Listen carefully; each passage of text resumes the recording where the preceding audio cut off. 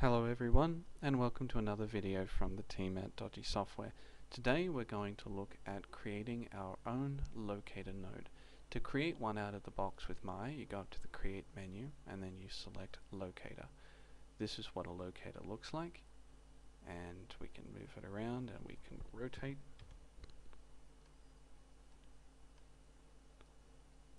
Okay, let's jump over to the code to see how to build a custom locator. So the first thing we're going to look at is the main function.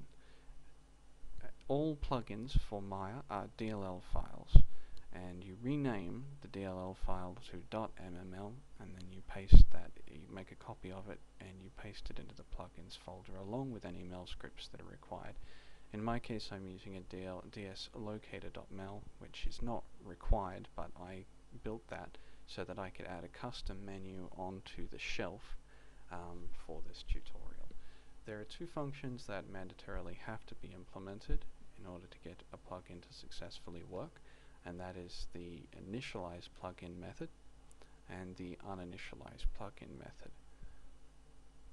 Now to get from that point to having a registered usable plugin, you call the plugin register node method. You pass to it the plugin name, which in our case is a DSLocator, the ID of the plugin. Now for each developer that writes plugins, they assign IDs. They can sometimes conflict. If you've already got a plugin that you've written that shares a common ID, it simply will not register and you'll get some nasty bug or error. You pass to it a creation pointer to the creation function. You pass to it the initialize method, and also you've got to instruct Maya what type of node that we're creating here, which is a KLocator node. In order to deregister your function, you call plugin.deregister and you pass to it that ID.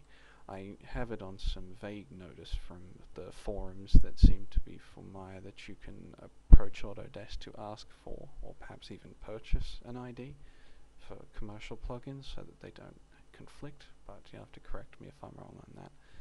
Now this is the class that you have to implement in order to get your plugin to work. It's the MPxLocator node.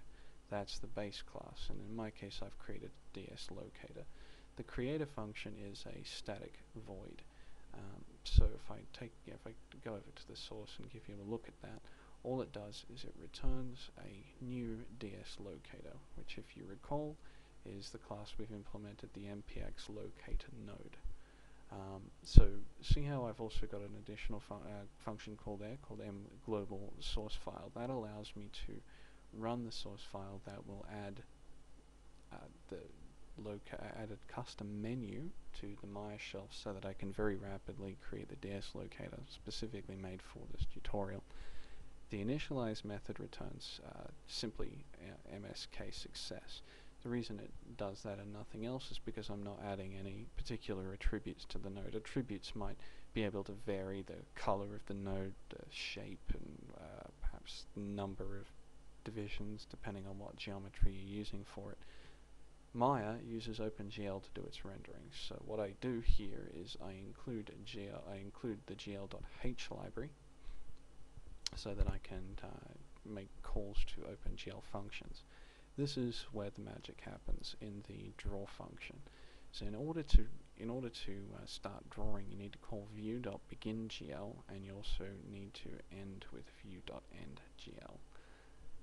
I preserve the matrix with a call to GL push matrix. I probably shouldn't do that because it's not the most efficient way of getting things done, and I'm not distorting the matrix here, but I do that anyway. I set a scale, I set a color, in this case red. Now I could use the initialize method up there to have added a custom color setting tool here, but I haven't, to try and keep this very simple. I call GL line width to specify the length of the lines that I'm about to draw, and what I do here is the function here draws two circles, an inner circle at a radius of 0.25 and then an outer circle at a radius of 0.5, and then it joins lines between the inner circle to the outer circle, and that's what our locator is going to look like.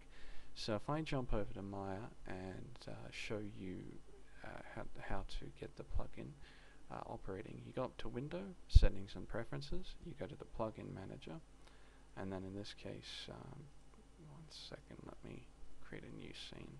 Don't save. Okay, I go to Window, Settings and Preferences, Plugin Manager. I scroll down to my DS Locator. I then load that, and what you'll see in the output window is I've successfully registered the DS Locator. I've also successfully loaded the mel script, dslocator.mel. And further to the success of that operation, you'll notice I've got DS menu up there. It's dodgy software menu, which is what I'm using to for the sake of this tutorial. So when I go up to the DS menu, I click on DS Locator, and then it gives us a locator. So if I press F to go right in, you'll see that I've got the red lines that I wanted to draw from the inner circle to the outer circle. So that is how you get your own custom locator into Maya. So I'll create a new scene here. I will then deregister the plugin and see how we jump to the output window there. And it says the DS Locator successfully deregistered. That's it for this video. Until next time, take care.